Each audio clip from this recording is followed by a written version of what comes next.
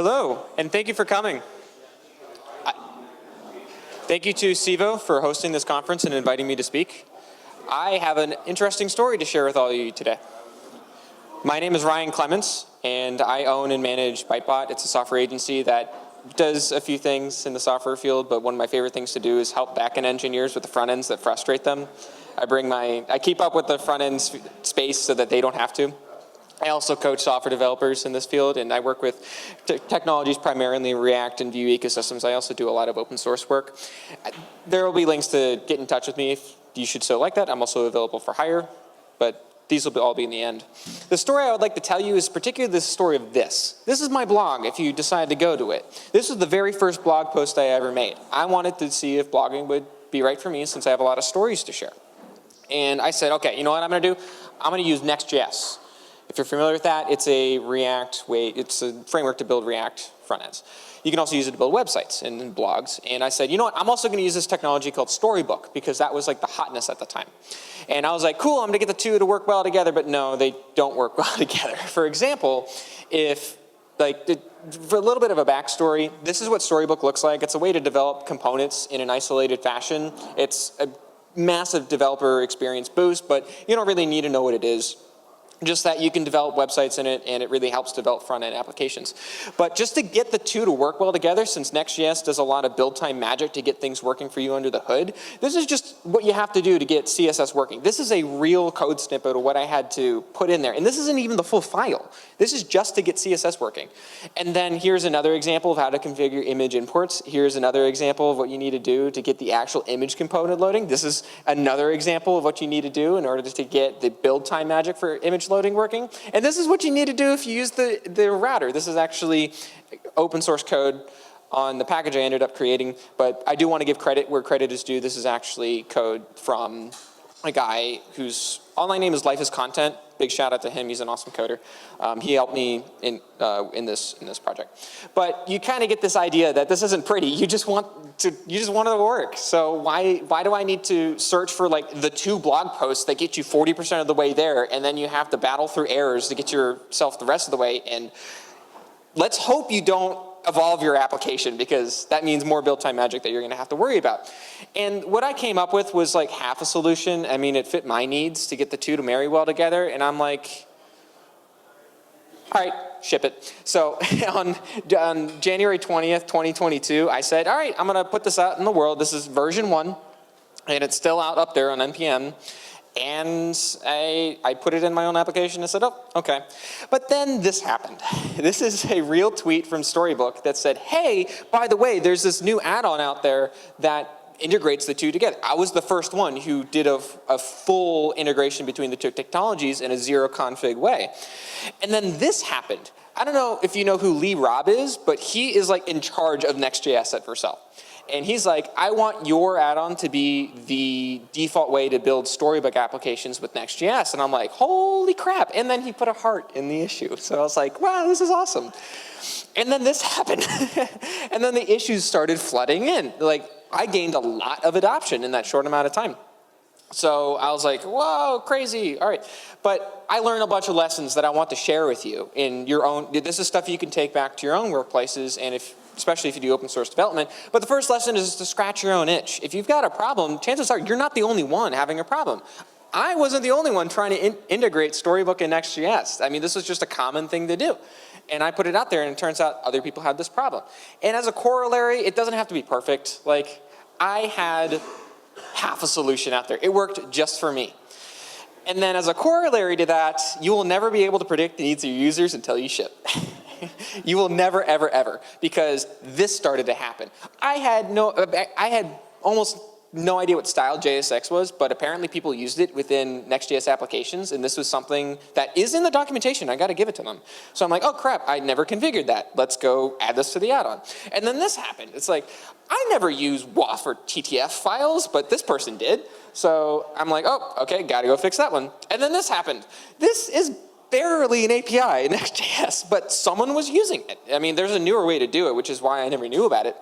But this was in the documentation. It was something I wanted to support. Which goes to the next problem, because as these issues were starting to flood in, Well, I'm doing this in my spare time. You know, at January 2022, I just had my now she's 2 years old, but she was just born at the time. And of course, I was helping mama recover and taking care of the newborn. I was doing this on whatever hours I could, gather around, but it was starting to have a toll on me because I just wasn't excited about the project anymore. But what helped me recover from that was to automate. To give you an example of what I had to do is what I want to call the maintainer's dilemma. First, you fix your own problem, okay? And you want to make a meaningful contribution to the broader ecosystem. Like, I knew I was the only one who had this problem, so I was like, okay, ship it. And you also want to keep your tools stable for other people because you want to be nice. But you have to test your changes, you have to do formatting, linting, building, change logs, GitHub releases, version management, publishing NVM, closing stale issues, asking for reproduction repos, and so on and so forth. And every time I would be like, oh, I have to go close those issues, I'm gonna be like, I really don't want to do this stuff on the right-hand column. So that's when I said, you know what, I'm gonna automate it. And this was just the technology that I chose, but taking that overhead off my shoulders allowed me to be more excited about it again. Like, it was fun doing the project. The next thing that I learned was to get good at spelunking. If you don't know what spelunking is, it means cave diving. And like I said, with Next.js and Storybook, you had to learn how these build tools work. You had to get very intimate with what Next.js did under the hood, which means you have to learn what goes on under here. So I learned a lot about diving into unfamiliar code, and I actually wrote about it on my blog. The link will be at the end. But there's a lot of awesome techniques that I learned through this process just by having to figure out what the heck is Next.js doing to get these imports working. The other lesson that isn't talked about as much as I would like it to be, but it's writing well. For example, this is a real code snippet from the add-on that I created. And there was a problem that I had with the way Babel was working. You don't even know what it is, but it took me an hour to figure out that the file name needed to be added for whatever reason. But when I got back to here, I left myself a nugget, which was I just kind of put in the comments of what was going on, and I left a link to the docs. This saved a massive amount of time for any maintainers who would come in the future, but also for me who, I'd be coming in 1 month to fix something, and then I wouldn't come back again for like another month or two. So this was a big time saver. I know people say don't leave comments. I like to do self-descriptive code, but if something just isn't clear, write up some documentation. It'll save your butt. The other example of this is leaving documentation links. This is something I love to do in my repos because I needed to support multiple versions of Webpack, and finding the right link to the documentation for how loaders work is tedious. It took me like hours.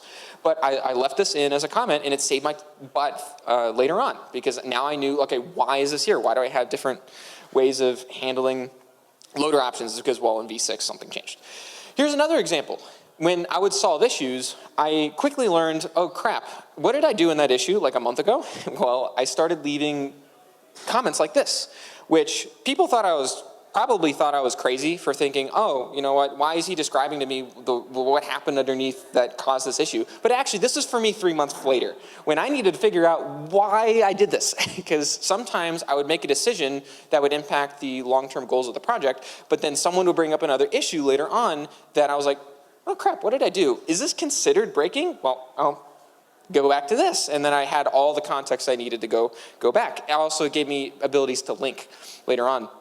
The other lesson that isn't talked about enough is stand up for yourself, especially if you're an open source maintainer.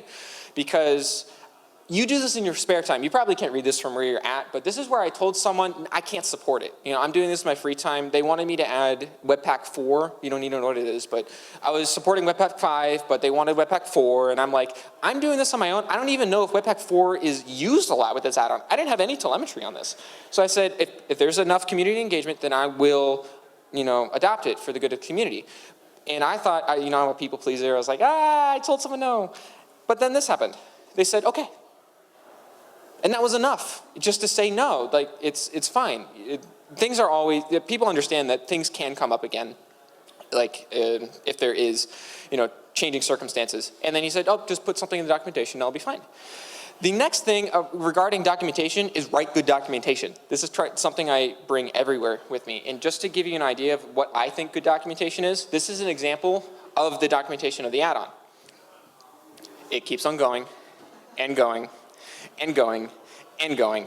I write out my full API in the documentation so I can tell people, no, I actually support this, I don't support this. But that's only 20% of the reason why I do it. The other 80% of the reason why I do it is because I forget what the add-on's supposed to do. Because the API service area becomes large enough that you just forget. Like I said, I was doing this in my spare time, taking care of a newborn and helping mama recover.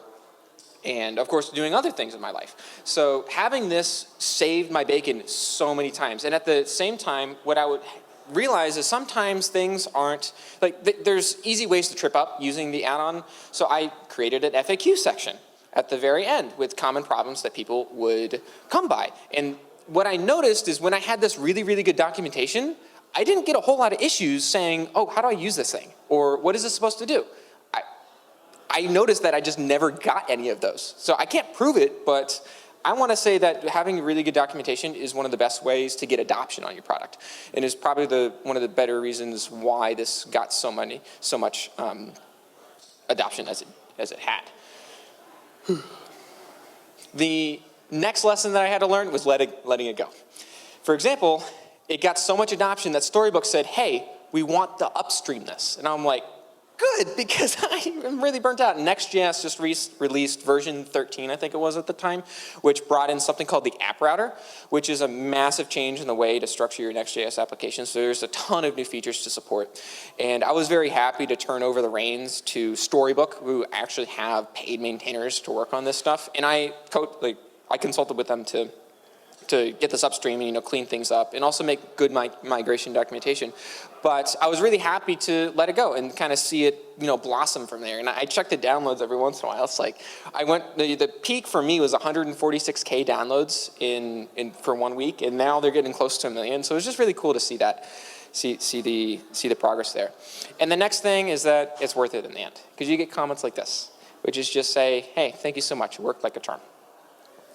And thank you for attending. If you want to get in touch with me, this is all of my links, including the newsletter that I send out with all my blog posts. You also have links to my coaching and a way to get in contact with me if you'd like to hire me. But thank you all for attending. I really appreciated your time. And thank you to Civo for hosting the event.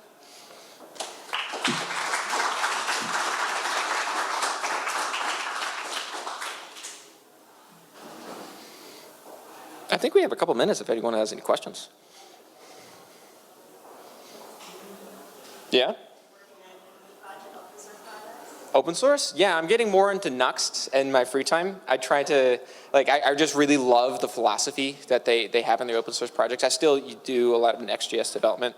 And I'm working with a Google developer expert on an evolution to the mean stack called the Mantis stack, which uses, if you're familiar with Next.js and Next, well, the Angular version of that is analog. And what we're building together is the kind of building around analog as the more full stack solution.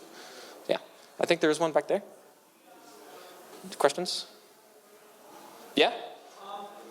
You said you got contribution for it from creating it. Did it still stay open source after that? Yeah.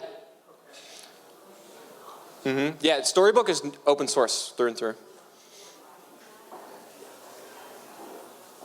Did you write any blog posts about the process you went through to automate those new feature tasks that you had in work that you didn't want to do? What I did was actually a lot of low-hanging fruit that didn't, I could make a blog post. I mean, sometimes I forget the hours I put into it, but the things I did was, I did a lot of copy and pasting. A lot of, I would look at React queries automations, and I just basically took their .github folder and then pasted it into this repo. And I also looked at Next.js and copied over their stale issue workflow, and that worked a lot for me. It's just take what works for these bigger projects and modify it to what works for you. Fair enough. Yeah, that's the whole blog post there. For sure. And thank you for the questions. These are all good. I think we're done. Well, thank you all for attending. I really appreciated your time.